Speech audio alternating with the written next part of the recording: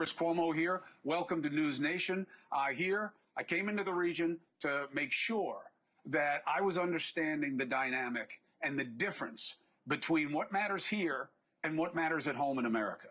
And the message is very simple, okay? And this has nothing to do with my trust, my confidence, or my belief in the U.S. military. But the easy part is over, okay? The U.S. military bringing death from above with its unique capabilities happened, and we don't know what was degraded and what wasn't.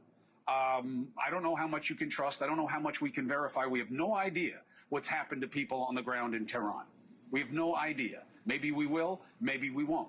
But what we do know is that it is hitting us at home in terms of terrorism, animosity, and economic pressure, the likes of which we have not seen since the pandemic. We have no alliance abroad in what we're doing here. But we do have a forming alliance of malefactors at home who are attacking. Austin was not a coincidence. What happened in New York City is not a coincidence. Them hiding a terror report that says there's going to be more domestic terror, I mean, they shouldn't be hiding it, but are you surprised? The fundamentalists are coalescing around the idea of just opposing us. So those are the stakes and the money and the pressure on the small businesses. Is the regime bad in Iran? Of course. Should they be gone? Of course. But what if the outcome scenario here is another Gaza, with a place that it needs to be rebuilt and revitalized, razed to the ground, and the regime still in charge, as is the case in Gaza? That's the concern. That's why this needs to end. And that's why this latest iteration of the plan from the president, I hope, is one they can stick to. We're achieving major strides toward completing our military objective. We're ahead of our initial timeline by a lot. I would say that we probably would not have thought after a month we'd be here. On Iran, you called it an excursion. You said it would be over soon. Are you thinking this week it will be over? No, Are you talking but soon. about days? I think soon. Okay, and with respect Very soon. Look, again, can you take him at his word? We will see, okay? Everybody understands what soon means. Soon doesn't mean several months of different waves of involvement and a mission creep and trickle down of first it was 2 soldiers, then it was 4, then it was 6, now it's 7. Then God forbid it goes up from there. Every one of them is something that didn't necessarily need to happen.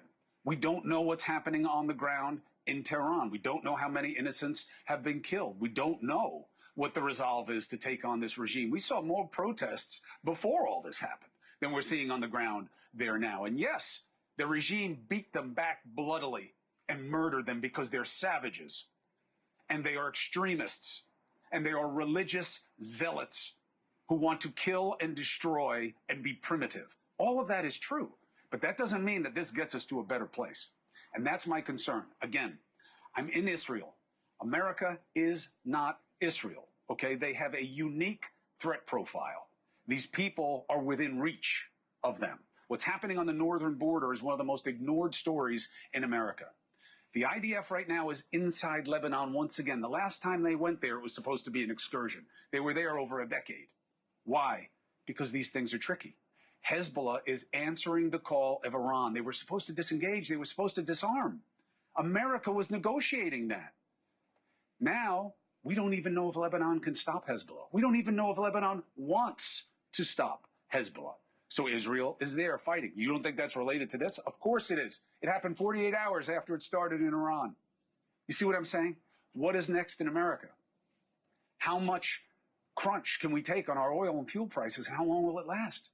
What's this doing to small businesses? What's this doing to an economy that was already fragile? Everything that we needed to deal with abroad, not at home, or not only are we not dealing with it, but they're being exacerbated by this. Now, this is not meant to be fatalistic. It's meant to be realistic. Great. I hope you degraded the regime the way you say you did. It would be great for you to substantiate that somehow. It would be great for there to be media there to give us some kind of sense of what is happening.